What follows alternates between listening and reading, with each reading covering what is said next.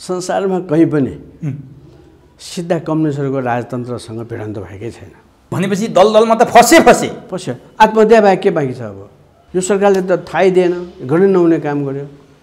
पहिले सदनमा ल्याएर छलफल गर्ने कि पहिला अमेरिकामा गएर सही गरेर आउने? यिनीहरू त फाँसीमा लट्काउनु पर्ने नै। उनले मर्ने आत्महत्याका कुरा गर्ने काल आउला भनेर बोलिरहेछन् नि, प्रचण्ड सत्य वचन बोले हुन्। अब उसलाई कहिलेकाहीँ त अब के गर्ने, अब म त खतमै भएँ, आफैले मर्ने कि उनीलाई मार्छ। अहिलेसम्मको इतिहासले राजा र सिधा भिडन्त पुँजीपतिहरूसँग हुन्छ जहाँ पनि। राजा र कम्युनिस्टको होइन भएको छैन। यो सरकार भनेको एमसिसीलाई समर्थन गर्ने सरकार, ल्याउने सरकार, त्यो अमेरिका र भारतीय विस्तारवादको संयुक्त सरकार हो। विदेशी शक्तिले नघचघच्याएर बाबुराम एक्लैले राजतन्त्रलाई खतम गर्न सक्दैन। कम्युनिस्टहरूको द्वन्द्व राजासँग होइन, पुँजीवाद र सामन्तवाद, शोषणसँग हो। हामीले होइन, इन्डिया नेपालमा पनि भइसक्यो के भनेर देखाउनलाई गरेको हो। त्यो चीनकै विरोधमा र नेपाली जनताको विरोध गर्न नै बनेको पार्टीहरूले अरू के गर्छ त? हामी एउटा भ्रमबाट मुक्त हुनुपर्छ। अध्यक्षज्यूले भनेअनुसार कम्युनिस्टहरू राजासँग लड्ने होइन। त्यसो होइन। अहिलेसम्मको इतिहासले राजा र सिधा भिडन्त पुँजीपतिहरूसँग हुन्छ जहाँ पनि। राजा र कम्युनिस्टको होइन भएको छैन। जसरी कि कम्युनिस्ट घोषणापत्रमा के लेखिएको छ भने पुँजीपति वर्गले जब सामन्तवाद र प्रतिक्रियावादको विरुद्धमा सङ्घर्ष गर्छ, हामी साथ दिन्छौँ। तर उनीहरू खतम हुन साथै पुँजीपति वर्गले जुन साधनको प्रयोग गरेर सामन्तवादलाई खतम गर्यो, त्यही प्रयोग गरेर पुँजीपति वर्गको विरोधमा पनि कम्युनिस्टहरूले काम गर्नुपर्छ भन्ने छ। अब अर्को एउटा कुरा मलाई जान्न मन लाग्यो, गणतन्त्रमा राजा अट्छन् कि अट्दैनन्? अब गणतन्त्रै शब्दसँग त मेल खाँदैन, शब्दसँग है। यदि राजाले सामाजिक प्रजातन्त्र भन्ने खालको समाजवादकै निम्ति हामी काम गर्छौँ भन्ने त शब्दसँग मतलब भएन। राजा रहन पनि सक्छ, राजाले छोडिदिनु पनि सक्छ। एउटा हाइपोथेटिकल कुरा गरौँ न त। जसरी मोहन वैद्यले राजाको जरुरी देख्नुभयो, तपाईँले पनि केही शर्तहरूमा टर्म्स एन्ड कन्डिसन पुरा गरेको खण्डमा राजालाई स्वीकार्न सकिन्छ भन्ने कुरा गर्नुभयो। यदि त्यो टर्म्स एन्ड कन्डिसन राजाले मानेको खण्डमा, सेनाले मानेको खण्डमा राजा अट्ने चाहिँ तन्त्र के हुन्छ त यहाँ? त्यो अब हामी के को निम्ति सङ्घर्ष गर्ने त? अहिलेको सरकारको विरोधमा, यो सरकार भनेको एमसिसीलाई समर्थन गर्ने सरकार, ल्याउने सरकार, त्यो अमेरिका र भारतीय विस्तारवादको संयुक्त सरकार हो। त्यहाँ उसको विरोधमा, उनीहरूको मालिकहरूको विरोधमा पनि सङ्घर्ष गर्न राजा तयार छ कि छैन? तिनीहरू गइसकेपछि अनि राजा फेरि जनताको जीवनसँग आउँछ कि आउँदैन? जस्तो कि राजा महेन्द्रले भूमि सुधार गरेको थियो। यो कुरा के मनमा राखौँ भने पहिले पञ्चायत व्यवस्थामा राजा वीरेन्द्रको पालामा भन्दा पनि महेन्द्रको विरोधमा यिनीहरू खनिएको प्रजातन्त्र नभएर होइन, भूमि सुधार गरेर। राजाले भूमि सुधार गरिदिएको कारणले भूमि सुधार गरिदिएपछि सामन्तहरू यस कारणले जनताका विरोधी थिए किनभने उनीसँग धेरै जग्गा थियो, शोषण थियो। ती सबै अब किसानहरूलाई पनि अधिया सरै ठ्याक्क मुयानी हक दिइसकेपछि उनीहरूको शोषण त कमजोर भयो। साथसाथै एउटा सीमाङ्कन गरिदियो भनेपछि एक तहले सामन्तहरूलाई एक ठाउँमा ल्याइदियो। सबभन्दा रिस चाहिँ त्यो। अनि यो त हाम्रो खुला सिमाना भएको ठाउँमा त्यस्तो गर्यो भने भारतमा प्रजातन्त्र भएर के गर्ने? त्यहाँ त भूमि सुधारै भएको छैन। त्यहाँ पनि त्यस्तो भयो भने अनि त्यो किसान आन्दोलन रोक्ने कसले? नेपालको दरबार भन्दा त बलिया सामन्तहरू छन्, त्यहाँ धेरै राजा महाराजा पनि छन्। त्यसकारण राजा महेन्द्रसँग सबभन्दा यिनीहरूको रिस भनेको त्यही हो। प्रजातन्त्र भनेको त अरू ठाउँमा पनि जति शोषण छ, बरु नेपालमा भन्दा त्यहाँ शोषण र अन्याय त्यहाँ भ्रष्टाचार छ। अमेरिकामा पनि छ, त्यहाँ पनि छ, हामीले हेरिआएकै हो। त्यसो भएको हुनाले शोषणको विरोधमा सामन्तीय शोषणको विरोधमा जो महेन्द्रले कदम उठायो त्यो सबभन्दा उनीहरूलाई मन नपर्ने कुरा। हाम्रो जनताको निम्ति त्यो सबभन्दा राम्रो कुरा। फेरि अत्यन्त बहुमत जनतालाई फाइदा हुने पनि त्यसले। भनेपछि महेन्द्रको कदम ठिक थियो। त्यो पोइन्ट ठिक थियो।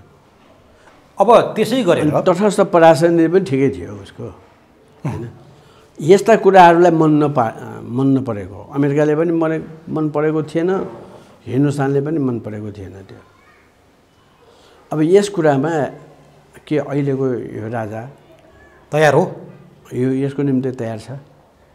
यदि तपाईँले भनेका कुरामा ज्ञानेन्द्रले प्रतिबद्धता जनाए भने, किनभने ज्ञानेन्द्रलाई लाग्छ एमसिसीको पक्षमा ज्ञानेन्द्र होलान् जस्तो देखिँदैन, राज संस्था होला जस्तो देखिँदैन, किनभने त्यो आशय पनि बुझिन्छ। साम्राज्यवादको पक्षमा, भारतको विस्तारवादको पक्षमा पनि राजा ज्ञानेन्द्र राज संस्था होला जस्तो देखिँदैन। यी सबै कुराहरू मिल्दै गयो। तपाईँले पनि अलिकति ग्रिन सिग्नल दिनुभयो राजा सच्चिने ठाउँ आयो भने। मोहन वैद्यले त्यो बोल्नु, विप्लवले पृथ्वीनारायण शाहको फोटो फ्रेम ग्रहण गर्नुले यो सङ्केत संयोग मात्रै हो कि केही खिचडी पाक्दैछ? अब के उनीहरूको सम्बन्ध छ कि छैन त्यो त थाहा भएन। यो त आउनुपर्ने कुरा हो। यदि राजासँग पनि भन्नु भने हिजोका राजाहरू जो सत्ताबाट पर भइसकेका छन् तिनीहरू पनि कहिलेकाहीँ कम्युनिस्टहरूसँग मिलेको थाहा छ। जस्तो कि चिनमा 1911मा राजा खतम भयो र जापानले त्यहाँको राजालाई राखिदियो, गद्दीमा राख्यो। 1949मा त्यो राजा पेकिङमा रह्यो। अब उसको त केही पनि छैन। अनि त्यो युवा थियो, उसले चाहेर आएको पनि होइन, त्यो फुचेको बेलामा आएको। अनि उसको बिहा गरेको थिएन। अनि चामलाईहरूले नै सायद अरूलाई भनेर बिहा गरिदिएको थियो। उनको जहान एउटा नर्स रहेछन्, उनको मैले आर्टिकल पढेको थिएँ। उसले के लेख्यो भने कस्तो छ राजा भनेपछि राजालाई त आफ्नो ओछ्यान पनि मिलाउन नजान्ने रहेछ रहेछ। अनि त्यसलाई पर्खेर बस स्ट्यान्डमा पर्खेर आउँदाखेरि मलाई लाज लाग्छ, तपाईँ ध्यान नबस्नुहोस् न, अलिक टाढा जानुहोस् भन्छ उसले। तर चल्यो नि। अनि इम्परेटर टु सिटिजन भन्ने किताबै छ डी भोल्युमको, है? त्यस्तो पनि देखियो। यदि जनतासँग मिलेको खण्डमा बाँच्न सकिँदो रहेछ नि। अब हामीले जो पायो त्यो शब्दको आधारमा मारपिट गर्ने त होइन। जस्तो कि कम्युनिस्ट आन्दोलनमा अरू ठाउँमा पनि इन्डियामा सामन्तहरूलाई सिद्ध्याउने भनेर उनीहरूले एनिहिलेसनको सिद्धान्त लियो। चिनले त्यसको मानेन नि। चिनले त्यो नक्सलाइटहरूकोमा उनीहरूले भौतिक रूपले नै सामन्तहरूलाई शिकार गर्ने भनिदियो, काठमाडौँ आन्दोलन चलाइदियो। चिनको उद्देश्य चाहिँ त्यो होइन। सामन्त वर्गलाई उत्पादनको साधनहरूबाट हटाइदिएपछि त्यो सामन्तै रहेन, त्यो व्यक्तिगत एनिहिलेसनको सिद्धान्त। भनेपछि कम्युनिस्टहरूको द्वन्द्व राजासँग होइन, पुँजीवाद र सामन्तवाद शोषणसँग हो। त्यसकारण अब कन्क्लुजनमा के भनौँ भने यो विषयमा म अर्को विषयमा प्रवेश गर्छु। ज्ञानेन्द्रले ती टर्म्स एन्ड कन्डिसन माने र राज संस्थाले ती कुरा मान्यो र अहिलेको तपाईँले भनेको भाषालाई मान्ने भने भारतीय विस्तारवाद र अमेरिकी साम्राज्यवादको सरकारको विरुद्धमा आन्दोलित हुने प्रतिबद्धता जनायो भने राज संस्था स्वीकारेछ। ढोका खुल्ला हुन्छ वार्ताको, त्यसपछि चिज अगाडि बढ्छ। अब यो कुराले जनताहरूमा एक प्रकारको शीतलता प्रदान गर्ला जस्तो लाग्छ है। किनभने तपाईँ जस्तो दिग्गज र मूर्धन्य नेता, मोहन वैद्य जस्तो त्यो स्तरको नेता, विप्लव जस्तो एउटा इनर्जेटिक युवाले यो ढङ्गबाट अगाडि बढ्दाखेरि नेपालमा केही न केही परिवर्तनको सङ्घारमा छ देश भन्ने कुरा सङ्केत गर्छ। आम दर्शकका लागि यो एउटा शीतलता पनि हुनसक्छ जस्तो लाग्छ यो माहौल हेर्दाखेरि। तर एउटा कुरा सुन्नुहोस् त, राजासँग मिल्नुको मुख्य कारण राजतन्त्रै हुन्छ भन्ने छैन, देश जोगाउने भन्ने कुरो हो। देश जोगाउने जस्तो कि उदाहरणको निम्ति लाओसका राजाका राजाले त राजीनामा दियो, उसको छोराहरू राष्ट्रपति भए। किन भए? जनतासँग किन मिल्यो भने देश जोगाए। त्यो मोडलबाट अगाडि बढ्न पनि सकिन्छ, त्यो पनि सक्छ। त्यो त तर यथास्थितिको यो अवस्था चाहिँ रहन्न अब। त्यस कारण यो त अगाडि बढिसकेको छ, होइन? यदि राजा देशभक्त हो भने त जुनसुकै ठाउँमा पनि त मिल्न सक्छ नि, सक्दैन। यसकारण सबै देशभक्तहरू मिलेको खण्डमा साम्राज्यवादको विरोधमा लडाइँ लड्ने बेलामा सबैलाई समेट्नुपर्छ भन्ने सिद्धान्तै हो। अब हुन त मोहन वैद्य र विप्लवले हिजोको दिनमा के गर्नुभयो, 10 वर्ष जनयुद्ध गर्नुभयो, राजा फाल्ने जग नै त्यहीबाट थियो। माओवादीका जिम्मेवार नेताले मसँग भनेका कुरालाई विचार गर्ने हो भने बाबुराम भट्टराई नै नेपालको राजा फाल्नलाई भारतबाट प्रयोग भएका पात्र हुन् भनेर उहाँले प्रष्ट मसँग अन्तर्वार्तामा भन्नु। उहाँले नेता मानेको बाबुराम। 10 वर्षको जनयुद्ध बाबुराम कम्युनिस्ट भएर सहभागी भएका थिएनन्, नेपालको राज संस्था फाल्न प्रयोग भएका थिए। जुन कुरा पुरा गरेपछि अहिले उनी कहाँ पुगी प्रष्ट देखिन्छ भने तपाईँलाई लाग्छ त्यो? इन्डियाले त्यसै मद्दत गर्दैन, सेनाले, हतियारले, पैसाले। उसको मुख्य दुश्मन भनेको त्यस बेला कम्युनिस्ट शासनमै थिएन, उसँग के झगडा हुन्न। उसको राजा र राजतन्त्रसँग पहिलेदेखि नै मिल्दैन थियो है। त्यसो भएको हुनाले र राजतन्त्र त्यसै खत्तम हुँदैन। विदेशी शक्तिले नगचगच्याएर यो बाबुराम एक्लैले राजतन्त्रलाई खत्तम गर्न सक्दैन। प्रयोग भए त हो बाबुराम। हामी त यो पहिलेदेखि नै भयो, माओवादीहरूको आलोचना यसरी नै आलोचना गर्दै आएको हो नि। तर विप्लव र वैद्य पनि त्यही माओवादी आन्दोलनमा जोडिएका मान्छे, राजतन्त्रको विरुद्ध प्रयोग भएका मान्छे। आज उनीहरूलाई अलिकति अप्ठ्यारो त मान्नुपर्ने हो नि होइन, राज संस्थाको कुरा गर्दा। कति कुरो उनीहरूलाई थाहा दिएन होला। अब सबैले के सोचेको छ भने त्यहाँ जङ्गलमा छ भनेको। अब यो संसदको टोली दिल्लीमा गएर हेर्दा त्यहाँको 5 स्टार होटलको काम गर्ने मान्छेहरूले यो कोठामा तपाईँको नेता 8 वर्ष बस्नुभएको थियो भने देखाइदिएपछि बल्ल सबै छस्के। त्यसमा माओवादी सांसदहरू पनि थिए। अनि सबैले खुसखुस कुरा गर्न थालिहाल्नु, हामीले त जङ्गलमा भन्न थालेको त यहाँ पो रहेछ भनेर। यी सबै कुरोलाई के थाहा हो भयो भने धेरै कुरोलाई यिनीहरूले गुप्त राखेको। नेताहरू नै मोहन वैद्यदेखि विप्लवसम्म नै गुमराहमा राखिएको रहेछ। ल उनलाई त जेलमा राखिदियो नि पछि। यसकारण माथिल्लो कुरो थाहा थिएन। कतिसम्म भने ती नेताले मलाई भने प्रचण्डलाई 12 बुधे गर्न जाँदा प्रचण्डलाई लखनऊदेखि दिल्लीसम्म भारतीय सुरक्षाकर्मीले सुरक्षा दिएर दिल्ली पुर्याएका थिए। प्रचण्ड पुरै भारतको सुरक्षाकर्मीको सुरक्षामा बस्थे भनेर भने। ती जिम्मेवार मान्छे नै हुन् जो विप्लवको पार्टीमा छन् अहिले। त्यो सत्य नै हो, किनभने त्यसै छोड्दैन। र हामीसँग उनको भेट हुँदाखेरि सरकारी गेस्ट हाउसमै भेट भएको प्रचण्डसँग, प्रचण्ड र बाबुरामसँग। भनेपछि कुरो त छ। किनभने त्यहाँ त सुरक्षा त हुने नै भन्यो उनीहरूको। अब प्रचण्डमा अलिकति केन्द्रित भएर कुरा गरौँ न। प्रचण्डका पछिल्ला अभिव्यक्ति हेर्ने हो भने पुष्पकमल दाहाल प्रचण्डले यो देशमा प्रधानमन्त्री बनाउने पात्र म मात्रै हो, जम्मैले मैले बनाएँ भनेर औँलामै गन्छन्, दर्जन पुर्याउन थालिसके। तर आज भोलिका अभिव्यक्ति हेर्ने हो भने म त लडौँ कि आत्महत्या गरौँ भन्ने अवस्थामा पुगेको थिएँ। धन आत्महत्या नगरेर लडाइँ लडेर जिते, केपी ओलीले त्यहाँ पुर्याइदिए। कहिले कहिले त आत्महत्या गरौँ जस्तो नि लाग्छ भनेर प्रचण्ड बोल्छन्। कहिलेकाहीँ पार्टीमा उत्तराधिकारी किन नछान्या भनेर प्रश्नमा चाहिँ किन छान्नु पर्यो? जसरी माओ सेतुङले लिनप्याओलाई छान्दा लिनप्याओले गोली हान्न खोजे माओ सेतुङले, त्यसै गरी उत्तराधिकारी मेरो काल बन्न सक्छ भनेर प्रचण्ड मर्ने नकारात्मक कुरा, डिप्रेसनले भेटाएका जस्ता कुरा गर्न थाले प्रचण्डले। किन हो यस्तो खासमा? अब जहाँसँग लिङप्याओको कुरा छ, हजुर, लिङप्याओलाई उत्तराधिकारी बनाउने कुरो माओ सेतुङ एक्लैले गर्दैन त्यो काम। त्यहाँ त विभिन्न फोर्सेसहरू थियो नि त विचारको कुरामा। अब लिङप्याओको जहानहरूले नै सबै कुरो बताइदिएको भने अब माओ सेतुङहरू जाने ट्रेनमा बम बिचमा बसाइदिएको छ यस्तो यस्तो भनेर। र उनको जहानहरूले नै पार्टी र सरकारले खबर गरेपछि अनि उसलाई फेरि हवाईजहाज दिएर भगाइदिएको हो। अनि मङ्गोलियामा जान्छु भनेर बिचमा मरेको हो। त्यसमा माओ सेतुङले गरेर फलानालाई गरेर भन्ने होइन, त्यहाँको माहौल परिस्थिति त्यस बेलाको थियो। अब त्यसमा विदेशीहरूको कहाँ कहाँ होला त्यो सबै कुरो बाहिर आएको छैन। त्यसमा विदेशीहरूले पनि खेलेको हुनसक्छ। र अर्को महत्त्वपूर्ण के हो भन्नुलाई भने आफ्नै साथीहरूले मार्नुपर्छ भन्ने छैन। साम्राज्यवादीहरूसँग सम्झौता गरेपछि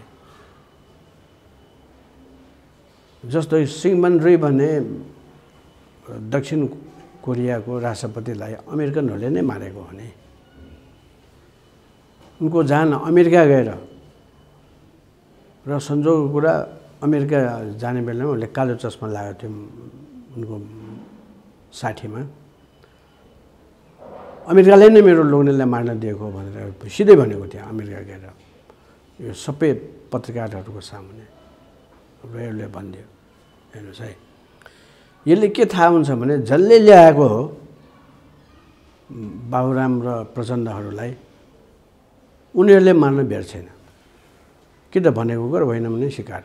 अब उनीहरूको अगाडि मैले पहिले पनि भने, त्यहाँ पनि भनेको उनीहरूलाई इन्डियाले भने जस्तो तपाईँहरू बस्नु भने हाम्रो देश गयो, इन्डियाले भने जस्तो गरेर पनि तपाईँहरूको ज्यान गयो, दुईटामा एउटा रोज्नुहोस् भनेको मैले सिधै। त्यो लडाइँ भइरहेकै बेलामा त्यही गेस्ट हाउसमा भेट्दा हामीले सिधा, किनभने त्यो दृश्य त हामीले बुझ्यौँ नि। यही कुरो फेरि दक्षिण भियतनाममा त्यहाँको ठ्युकी भन्ने राष्ट्रपतिले अब उत्तरसँग मिल्नुपर्ने कुरा गर्यो होला, उसलाई पनि सिधाइदियो। शक्ति राष्ट्रहरूसँगको सम्झौता त्यसरी व्यक्तिगत रूपले गर्नुहुन्न, जनतासँग काम गर्नुपर्छ। अहिले प्रचण्डको अवस्था त्यही हो। त्यही त हो, जनतासँग नसोधिकन जनता आफै कन्भिन्स नभइकन शक्ति राष्ट्रको पछि लगाएपछि त शक्ति राष्ट्रले प्रयोग गर्छ। चेस खेल्दाखेरि त्यो राजालाई जोगाउन सिपाहीचाहरू जो छ उनीहरूलाई त हामी प्रधानमन्त्री समेत बलि चढाउँछ नि, त्यहाँ चढाउँदैन? चढाउँछ। यही हो। उनले मर्ने आत्महत्याका कुरा गर्ने काल आउला भनेर बोलिरहेछन् नि प्रचण्ड, सत्य वचन बोले हुन्। अब उसलाई कहिलेकाहीँ त अब के गर्ने, अब म त खतमै भएँ, आफैले मर्ने कि उनीहरूलाई मार्छ भन्नु त पर्यो। कि त्यस्तो खतरनाकको घन्टी बजिसक्यो हो प्रचण्डलाई? अब त्यो त अब उसका जति पनि त्यहाँ सुरक्षा गार्डहरू छन् आफ्नो पार्टीको, त्यो पार्टीको सुरक्षा गार्डले कसको कुरा सुन्छ? उसकै सुन्छ कि अरूको सुन्छ? चेन अफ कमान्ड दिल्लीमा छ भनेर हामीले बार बार भनेका छौँ। त्यस कारण यो अरूलाई पनि यो एक प्रकारको सन्देश हो र शिक्षा हो कि अरूको भरमा काम गर्ने होइन, आफ्नै जनताको खुट्टामा उभिनुपर्छ। पार्टी ठुलो त बनाइदिन्छ पैसाले, सबै ठाउँमा जिल्लामा अब खुला सिमाना छ, पार्टीको बहुमत ल्याइदिन्छ कि त उनीहरूले भनेको कुरा सही गर्दै जानु पर्यो। देश जेसुकै होस्, जनता जेसुकै होस्, होइन भने मर्नु पर्यो। अब प्रचण्ड त्यो दलदलमा फसेको हामीले त पहिलेदेखि यो कुरो भनिआएकै हो, जुन कुरा आज प्रकट भयो। अब आफ्नै मुखबाट बोल्नुपर्ने बाध्यता आइलाग्यो। अब अर्को कुरा नि, जस्तो यो त प्रचण्डको कुरा भयो, यो प्रचण्डले नै बनाउन इनिसिएसन लिएर बनाएको यो सरकार, शेरबहादुर देउवाको नेतृत्वको सरकारले 2 महिना बढी भइसक्यो, झन्डै 3 महिना हुन लागिसक्यो, मन्त्रीमण्डल गठन गर्न समेत सक्दैन, मन्त्रीमण्डल विस्तार गर्न समेत सक्दैन। केले अड्किया छन् यिनीहरू? के कारणले यस्तो अवस्थामा पुगेका छन्? यही बेलामा अर्ली इलेक्सनका कुरा हुन थाले, तपाईँ निरन्तर इलेक्सनको कुरा गर्दै आउनु भएको थियो, केपी शर्मा ओलीले नि इलेक्सनको कुरा गर्न थालिसक्नुभयो। फेरि के यो के भइरहेछ यहाँ जस्तो लाग्छ तपाईँलाई? अब सरल हिसाबले हेर्ने हो भने विदेशीहरूको हात यसमा छैन भन्ने हिसाबले हेर्ने हो भने कसैले पनि प्रजातन्त्रमा अल्पमत भएको मान्छेलाई ल्याएर तिमी प्रधानमन्त्री भइदेऊ भनेर कसरी भन्छ? कुन मुखले भन्छ? बहुमतको सरकार आउने ठाउँमा एक कुनामा गएर चुप ल्याएर बसेको कमजोर पार्टीलाई ल्याएर, त्यो पनि धेरै बदनाम भइसकेको मान्छेलाई चाहिँ राष्ट्रपति प्रधानमन्त्री दिन्छ? कसैले दिँदैन, स्वाभाविक रूपले दिँदैन। यो गलतै हुन्थ्यो। तर अहिले हामी के बुझ्दैछौँ भने उनले मन्त्रीमण्डल पनि चयन गर्न सकिरहेछन्। किन यो यस्तो भयो होला भने अब उनलाई प्रधानमन्त्री बनाउनेमा प्रचण्ड मात्रै होइन, माधव कुमार नेपाल पनि त गएकै होइन। के यो विदेशीले गरेको होइन र? सोध्ने त अब प्रश्न उनीहरूसँग छ। अहिले खोइ त एउटा कुरा, यदि यो होइन भने प्रधान न्यायाधीशले के मुख हेरेर त्यस्तो किसिमको निर्णय दिनु पर्यो? ठिक निर्णय थियो त? हामीलाई पहिले पनि मैले बराबर परिणामले देखाउँछु है, परिणामले राम्रोसँग देखाएको भएदेखि यो ठिकै थियो भन्ने जान्थ्यो। त्यहाँको शब्द हेर्ने होइन, राजनीतिक परिस्थिति हेर्नुपर्ने। अब ब्याडमिन्टनको खेलाडीले अब फुटबलमा निर्देशन गरेपछि फेल खान्छ। अब नि जस्तो सदनकै कुरा गर्ने हो भने केपी ओलीले नेतृत्व गरेको एमाले 14 जनालाई कारबाही नगर्दासम्म सदन चल्न दिन्न भनेर भनिरहेको छ। सभामुखमाथि निरन्तर प्रश्न उठाइरहेको छ। त्यो पनि सभामुखले गर्न सक्ने अवस्था छैन। अब अध्यादेश पार्टी फुटाउने ल्याए, एमाले फुटाइदिए, फेरि त्यो अध्यादेश फिर्ता ल्याइसके यिनीहरूले। एमाले फुटाउनै ल्याए रहेछन् भन्ने कुरा पनि प्रष्ट भइसक्यो। संसद बन्धक जस्तै भएको छ। अब के देख्नुहुन्छ त निकास?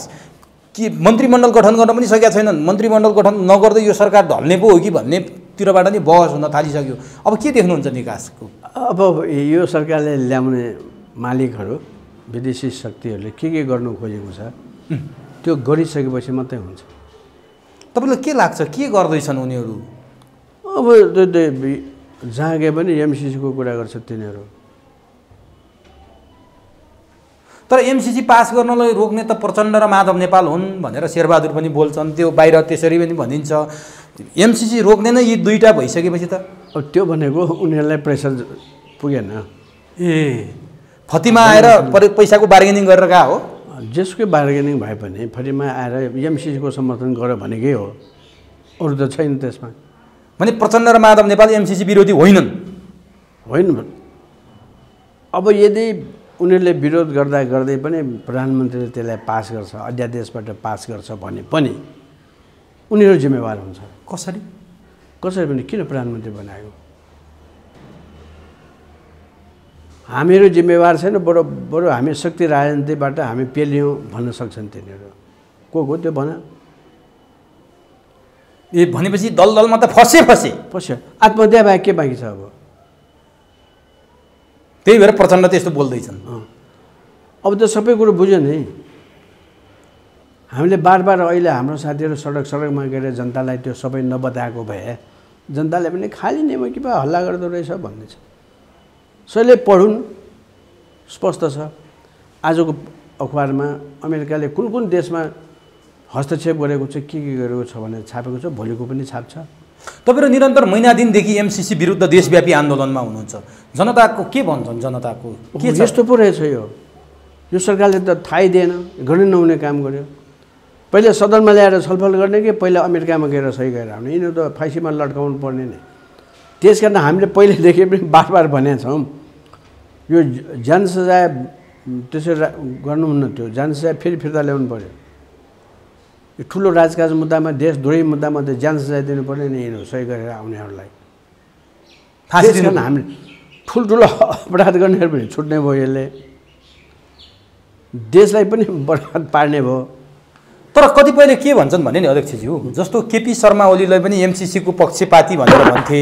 उहाँको प्रतिपक्षमा गइसकेपछि अलिकति फरक विचार आएको छ, तर अलिकति कूटनीतिक भाषामा बोल्नु भएको छ। मान्छेले के भन्छन् भने अब शेरबहादुरले प्रचण्ड र माधव नेपालको साथ छोड्दैछन् र अर्को गठबन्धन बन्दैछ शेरबहादुर र केपी ओलीको, जुन एमसिसी पास गर्ने। किनभने केपी ओली पनि अर्ली इलेक्सनको कुरा गर्दैछन्। केपी ओलीको आक्रोश गोदावरीको त्यो विधान अधिवेशनमा हेर्ने हो भने माधव नेपाल र प्रचण्डप्रति छ, शेरबहादुरप्रति छैन। यिनीहरूको काहीँ न काहीँ नेक्सस छ। त्यसकारण अबको गठबन्धन भनेको केपी ओली र शेरबहादुरको जुन एमसिसी पास गर्न भन्छन्। तपाईँलाई के लाग्छ? अब धेरै सम्भावना के देखिन्छ भन्नुलाई भने अब सत्तामा ल्याइ पुर्यायो, अदालतबाट होस् कहाँबाट होस् उसलाई। अब त म एक्लैले गर्न सक्दिनँ, यो ओलीले साथ नदिकन म गर्न सक्दिनँ भनिदियो होला। अथवा पहिले एकेबारी विरोधीहरू भएको हुनाले विरोधीहरूले विरोध गरेछ, म एक्लैले सक्दिनँ भनेको कारण थियो। तिमीलाई त 2/3 दिन्छु, तिमीले पास गर भनेको होला नि त। अब 2/3 दिनेहरू त त्यही अब तराईका मन्द ठाकुरहरू पनि त हुन्। त्यसै दिन्छ उनीहरूले कम्युनिस्टलाई, न विचार मिल्नु न नीति मिल्नु। त्यो कहीँबाट त घचघच्याएको होला नि त। यो कुरा किन मैले हजुरसँग सोधेँ भने जस्तो केपी ओलीले केही दिन अगाडि सम्पादकसँगको भेलामा अर्ली इलेक्सनको चर्चा गरेको सुनियो, शेरबहादुर पनि त्यतै जाँदैछन् भन्दाखेरि केही न केही संयोग हो कि त्यहाँ केही छ भनेर मैले बुझ्न खोजेँ। अरू उपाय नै छैन यिनीहरूसँग, अर्ली इलेक्सन नै हो। अब हामीले जे भन्यो त्यही हो, गर्नुपर्ने त्यही हो वास्तवमा। अब जस्तो कि अब के अप्ठ्यारो भयो भने अब यो यादवजी उपप्रधानमन्त्री नभए नजाने भयो, किनभने पहिले भइसकेको है। अब प्रधानमन्त्री उपप्रधानमन्त्री नबनाउने पक्षमा भने गठबन्धनमा खटपट सुरु भइसक्यो। होइन, यसमा अर्को कारण पनि होला। उनीहरूको मनमा के छ भने मधेसीहरूलाई कसैले प्रधानमन्त्री बनाउँदैन भन्नेमा इन्डिया एकदम ढुक्क के। अब यो उपद्रव मारामार काटाकाटी हो पहाडीहरूको बिचमा भएको बेलामा उपप्रधानमन्त्रीलाई चलाउन दिने प्रधानमन्त्री छ र उनीहरूको इच्छा पनि पुरा भयो, यिनीहरू बेखो पनि भए होइन। भाइ फुटे गवाड लुटे भनेर गरेको हामीलाई यही भनिदिन्छ भोलि, यही शब्द आउँछ। अब अन्तिमतिर छु, तपाईँको समयको पाबन्दी मैले बुझेको छु। अन्तिममा शेरबहादुर देउवाले हतारमा परराष्ट्र मन्त्री बनाएर नारायण खड्कालाई अमेरिका पठाए। उनको अमेरिकासँग जोडिएको मैले कतिपयसँग सुन्दा त उनी पिआर लिएर बसेका मान्छे रहेछन्, पछि राजनीति गर्न नेपाल आएका। अमेरिकासँग सम्बन्ध राम्रो भएको, पश्चिमासँग सम्बन्ध राम्रो भएको हुनाले शेरबहादुरले हतारमा उनलाई मन्त्री बनाएर पठाए भन्छन्। गएर उनले त्यस्तै पनि बोले, एमसिसी संशोधन हुँदैन भनेर अमेरिकामै बोले। यो के थियो नारायण खड्काको परराष्ट्र मन्त्री नियुक्ति र अमेरिका भ्रमणको केही छ रहस्य? नेपाली कङ्ग्रेस सुरुदेखि नै हामीले विद्यार्थी बेलादेखि नै यिनीहरू विदेशी पुँजीका एजेन्टको रूपमा, शब्द एजेन्ट थिएन, परस्त भन्ने थियो। परस्त भनेको पूजा गर्ने, विदेशी पुँजीलाई पूजा गर्ने भनेपछि त त्यो थियो। यो अहिले साबित हुँदैछ, हिजो प्रश्न नभए पनि। अर्को नारायण खड्कालाई किन रोज्यो होला भने उसको पनि बोली स्पष्ट छैन, प्रधानमन्त्रीको बोली पनि स्पष्ट छैन। म मात्र होइन है, बोली स्पष्ट न, यसो पनि छैन। मैले त केही पनि बुझेन, अस्ति भाषण दिएको। दुईवटा एकदम गम्भीर गलत काम गरेका छन् उनले। एमसिसीको त भन्नै परेन। इन्डियासँगको सम्बन्धमा संयुक्त राष्ट्रसङ्घमा के बोलेको छ उसले भने भारतसँग मिलेर खोपको बन्दोबस्त गर्ने भनेर मिलेको छ। भारतले गर्दै नगर्दा हामीले सुरु गर्ने यहाँ। अब भारतलाई पनि फेरि किन मुस्तो गर्यो? भारतले कति दिन त दिँदै दिएन। यसले के थाहा हुन्छ भने अमेरिका र भारतले खोप दिने काम होस् या अरू मन्त्रीमण्डल बनाउने काम होस् या संविधान बनाउने काम हो, राजाको मन्त्रीमण्डल होस् या अरू मन्त्रीमण्डल, हरेक कुरामा हामीले सघाउँदै आएकै हाम्रै पक्षको हो। यो नेपाल भनेको प्रत्यक्ष अप्रत्यक्ष रूपले भारतको एउटा अङ्ग हो भने देखाउने एउटा पोइन्ट थपिदियो के। देशद्रोही हो नि, के आवश्यक थियो त्यो बोल्न उसलाई? यसकारण त्यस्ता मान्छे रोजेका थिए तिनीहरूले नेपाली कङ्ग्रेसभित्र। बेकुब र मूर्ख र बदमास धोकेबाजहरू सबै ल्याएर राखिदियो मन्त्रीमण्डलमा। भनेपछि जसरी विदेशी आदेशमा विदेशी दबावमा शेरबहादुर प्रधानमन्त्री बने, त्यसै गरी कसैको दबावमा नारायण खड्का मन्त्री बने। अब त्यही भन्ने चलन छ नि, छोरा के हेर्नु, छोराको साथ हेर्नु। एउटै लाइनका त्यस्तै मान्छेहरू त आउँछ नि अहिले। अब अर्को एउटा विषय छ, म बिट मार्दै चीनसँगको सीमा विवाद सरकारले अनावश्यक झिक्यो भनेर पनि आरोप लागिरहेछ। भारतसँग 70-72 स्थानमा विवाद छ, लिपुलेक लिम्पियाधुरा सुस्तासम्म त्यत्रो विवाद छ। सरकार आँखामा पट्टी लाएर बस्यो। चीनसँग हुम्लाको नामखामा विवाद छ भनेर एउटा टोली नै बनायो, टोलीले अध्ययन गरेर आयो। सीमा मिचेको छैन चीनले भन्यो, तर केही विवादास्पद कुराहरू छन् भनेर गृह मन्त्रालयले रिपोर्ट दियो। सरकारले अनावश्यक रूपमा त्यो किन गर्यो, त्यो रिपोर्ट पनि आयो। र अहिले माइतीघर मण्डलामा चीनले सीमा मिच्यो भनेर चीन विरुद्ध महन्त राजेन्द्र नेतृत्वको पार्टीका विद्यार्थी सङ्गठनले आन्दोलन गर्ने, जुलुस गर्ने, सी जिनपिङको पुतला जलाउने, जबकि नरेन्द्र मोदीको पुतला अहिलेसम्म सीमा मिचेकोमा उनीहरूले कहिले जलाएको देखिएन। त्यत्रो विवाद छ भारतसँग, त्यो देखिएन। चीन विरुद्ध मधेसवादी पार्टी र सरकार किन यसरी लागे? नेपाली कङ्ग्रेस अहिले आएर ठ्याक्कै इन्डियाको पक्षमा र अमेरिकाको पक्षमा जान्छ भन्ने कुरो त हामीलाई प्रस्तुत थियो। किनभने जब जब यो शेरबहादुर आउँछ तब टिबेटको मामलामा जुलुस गर्न दिन्छ, साथसाथै अफगानिस्तानमा हमला गर्दा अमेरिका हवाईजहाजको निम्ति बमवर्षक विमानहरूको निम्ति पेट्रोल भर्न दिन्छ, जुन कुरा गर्नै नहुने छिमेकी देशले। त्यसकारण तिनीहरू अमेरिका र यता भारतीय विस्तारवादसँग संलग्न छन्। यिनीहरू अन्तर्राष्ट्रिय रूपले नै यिनीहरू साँठगाँठ बनेका हुन्। आफू सरकारमा आएको बेलामा त्यसैले यस्तो कुरो चीनलाई बदनाम गर्नको निम्ति कहाँ कुन ठाउँमा कसलाई ल्याएपछि अन्तर्राष्ट्रिय क्षेत्रमा आफ्नो कुरो बिकाउने हो भन्ने कुरो त थाहा छ, त्यो अनुसार गरेको हो यो। अनि त्यो महन्त ठाकुरहरूको पार्टीले पुतला दहन नै गर्यो, जबकि अहिलेसम्म नरेन्द्र मोदीको विरुद्ध नारा जुलुस गरेको देखिँदैन। त्यति मात्र होइन, अब नेपाली जनता त राम्रो बुझेका हुन्।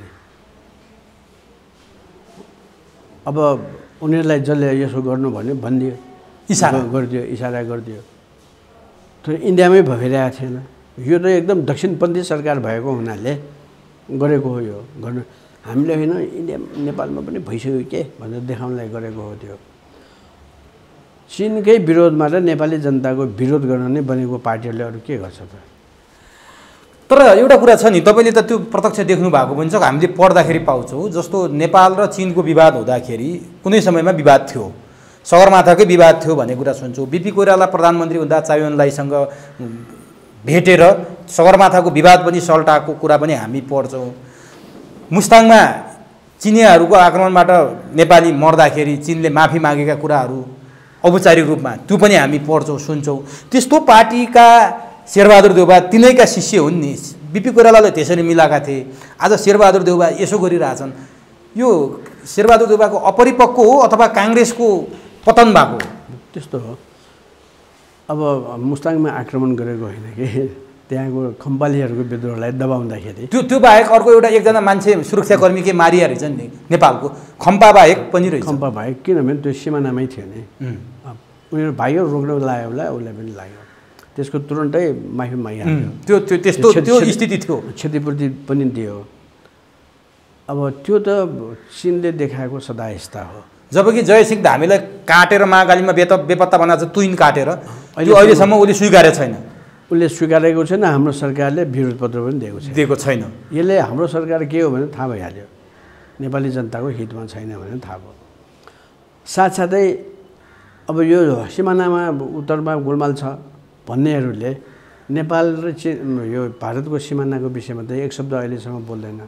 त्यसकारण तिनीहरू कहाँबाट सञ्चालित छ त्यो पनि थाहा भयो। र यी सबै कुराहरूले उनीहरूको मनमा के होला भने अब नेपालको कम्युनिस्टहरू अब इन्डियाको विरुद्धमा खनिएला, यस्तो होला, अब उपद्रव गर्लान् यिनीहरू, एम्बेसीहरूमा जुलुस गर्लान्, अनि यो फेरि जति ठुलो उपद्रव हुन्छ त्यति ठुल्ठुलो कानुनहरू लगाउनु हुन्छ, इमर्जेन्सी लगाउला, त्यस्तो मनमा होला उनीहरूको। नेपाली जनता त्यति मूर्ख त छैन। अब भविष्य कस्तो देख्नुहुन्छ त नेपाली जनताको? नेपालको यस्तो छ अवस्था, सरकार यस्तो छ, के देख्नुहुन्छ? अब के गर्नुपर्छ? हाम्रो कार्यक्रम मार्फत के भन्न चाहनुहुन्छ? अब यो एमसीको विरोधमा भयो, भारतीय गतिविधिको बारेमा भयो, जनता झन् समझदार हुँदै आएका छन्, प्रचारसम्म नपुगेको हो।